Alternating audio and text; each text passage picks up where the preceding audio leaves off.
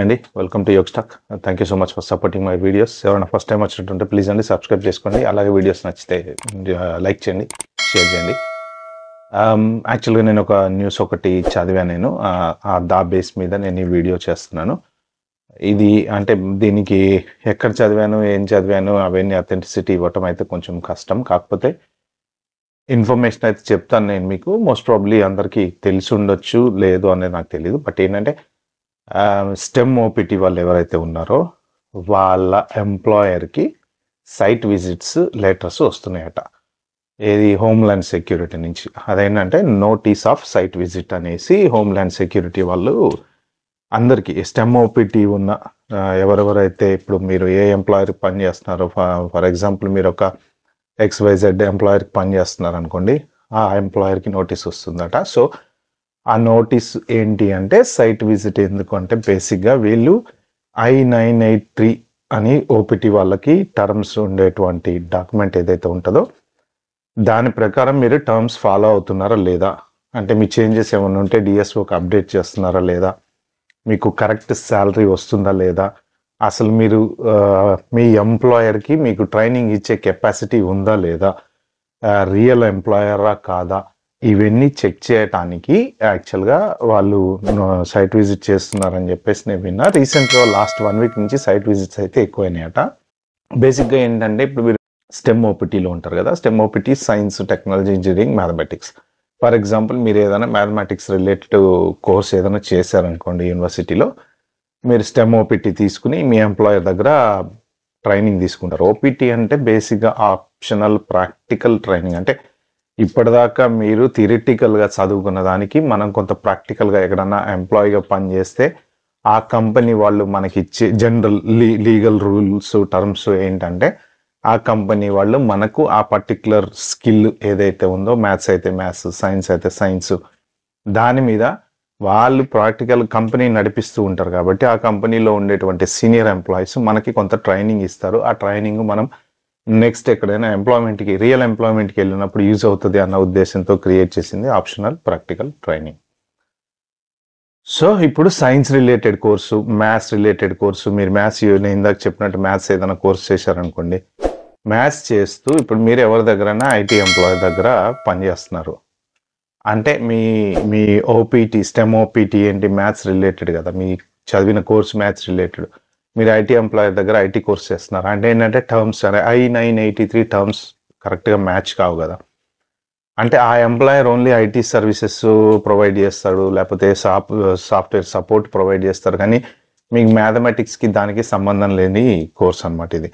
So ఇలాగా ఏంటంటే ఇప్పుడు I-983 ఏదైతే ఉంటుందో ఎంప్లాయర్ సైడ్ ఎంప్లాయర్ ఫిలప్ చేయాలి, స్టూడెంట్ సైడ్ స్టూడెంట్ ఫిలప్ చేయాలి.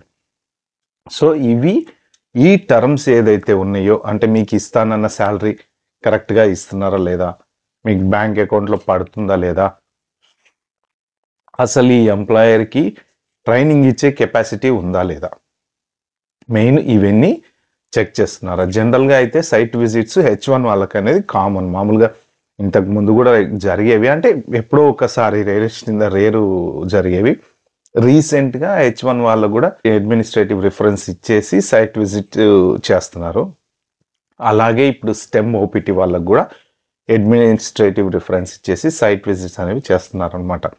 సో మీరు ఏంటంటే క్లారిటీగా ప్రూవ్ చేసుకోండి. ఈ సైట్ విజిట్ వల్ల ఉండే డిసడ్వాంటేజెస్ ఏంటి అంటే, ఒకవేళ కనుక మీ స్టెమ్ కోర్సు, మీ రిలేటెడ్ ఏదైతే చేసిన కోర్సు ఉందో ఆ కోర్సుకి మీరు పనిచేసేటువంటి ఎంప్లాయర్కి కనుక సంబంధం లేకపోతే అది సర్వీస్ టర్మినేషన్ అయ్యే ఛాన్స్ ఉంటుంది. ఇప్పుడు మీరు మ్యాథ్స్ కోర్స్ చేశారు, ఫర్ ఎగ్జాంపుల్ మీరు ఐటీ కంపెనీలో SAP కన్సల్టెంట్కి జాయిన్ అయ్యారనుకోండి, ఫర్ ఎగ్జాంపుల్ మీరు చేసిన కోర్స్కి దీనికి సంబంధం లేదు. సైన్స్ కోర్స్ చేశారు, for medical related course, for ఏదో some sort of science related course చేశారు, మీరు వెళ్ళి ఏదో డేటాబేస్ అడ్మినిస్ట్రేటర్గా జాయిన్ అయ్యారు అంటే ఈ రెండింటికి సంబంధం లేదు కదా.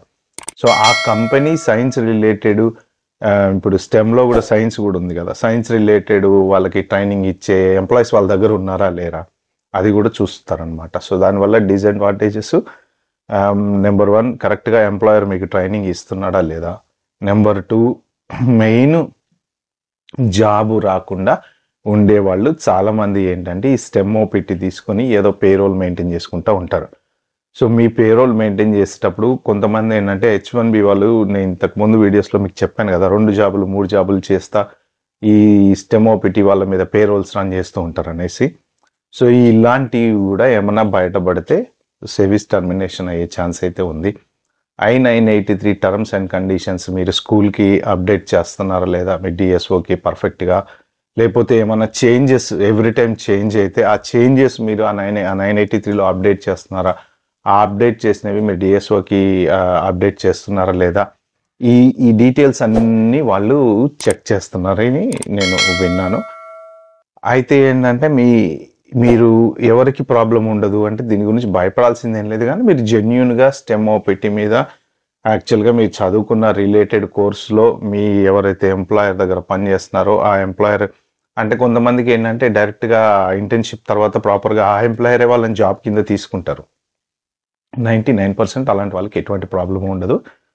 కానీ ఎవరికి ప్రాబ్లం అవుతుంది అంటే ఈ దొంగ పేరోల్ రన్ చేసుకునే వాళ్ళకి జాబులు రాకుండా ఓపీటీ పెట్టుకొని స్టెమ్ ఓపీటీ తీసుకొని టైంని ఎక్స్టెండ్ చేసుకోవడానికి జనరల్గా ఇప్పుడు ఏంటంటే 1 year ఓపీటీ పీరియడ్ అయిపోయిన తర్వాత మనకి H1 పిక్ అవ్వకపోతే మనం మళ్ళీ వెళ్ళిపోవాలి కదా.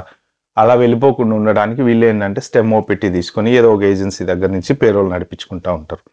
సో ఇప్పుడు ఆ ఏజెన్సీ వాళ్ళకి సైట్ ఇన్వెస్టిగేషన్ చేశారనుకోండి, వాళ్ళు అసలు మీ స్టెమ్ ఓపీటీకి ఆ ఏజెంట్కి సంబంధం ఉందా, వాళ్ళు మీకు ట్రైనింగ్ ఇవ్వగలరా, అసలు వాళ్ళకి ఎంప్లాయీస్ని మెయింటైన్ చేసే కెపాసిటీ ఉందా లేదా, ఇలాంటివి చెక్ చేస్తే కనుక కొంత ఇబ్బంది జరిగే పరిస్థితి అయితే ఉంటుంది.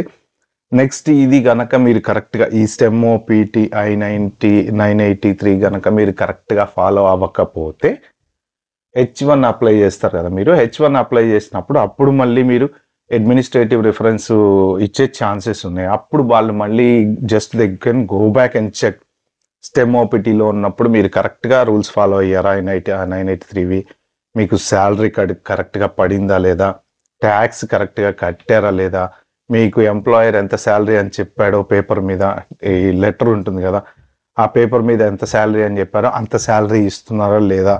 సో లేకపోతే టర్మ్స్లో ఏ ఒక్క టర్మ్ కనుక మీరు ఏమైనా బ్రేక్ చేశారా లేదా, ఇలాంటివి వచ్చే ఛాన్సెస్ ఉందన్నమాట. సో మీరు ఏంటంటే ఎవరైనా స్టెమ్ ఓపీటీ మీద, ఎస్పెషల్లీ స్టెమ్ ఓపీటీ మీద ఉన్న వాళ్ళకి మాత్రమే ఇది నోటీస్ ఆఫ్ సైట్ విజిట్ జరుగుతుంది. ఎవరైనా ఉంటే మీరు టర్మ్స్ అండ్ కండిషన్స్ I-983కి ఏమేమి ఉన్నాయో ఒకసారి చెక్ చేసుకోండి, ప్రాపర్గా చెక్ చేసుకుని మీ ఎంప్లాయర్కి మీకు ఉన్న రిలేషన్ ఎలా ఉందో చూసుకోండి. మీరు ఒకవేళ వాళ్ళు సైట్ విజిట్కి వస్తే మీకు ఏమైనా ప్రాబ్లం అవుతుందా లేదా కూడా, ఎందుకంటే చాలామంది కంపెనీస్కి ఆల్రెడీ నోటీసులు వచ్చినాయి అని చెప్పేసి నేను చదివాను న్యూస్లో.